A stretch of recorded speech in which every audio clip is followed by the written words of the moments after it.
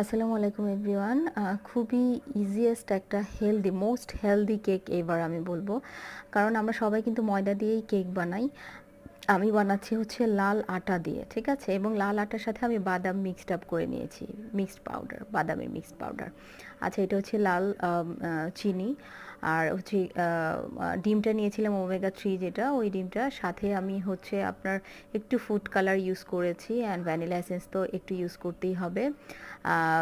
Baking soda use করেছি, and অয়েলটা দিয়েছি হচ্ছে sunflower, 2 table spoon sunflower oil দিয়েছি। সো আমি কিন্তু দুটো ডিমের করছি, অ্যান্ড আমরা অনেকেই ভাবি যে ময়দা ছাড়া কেক হয়তো বা একদমই টেস্টি হবে না বা সফট হবে না। আসলে বাচ্চাদের জন্য এর চেয়ে বেস্ট কেক আর হতে পারে না, ঠিক আছে। ময়দা, সাদা চিনি এগুলো খুবই হার্মফুল ফর বেবিস কিডস।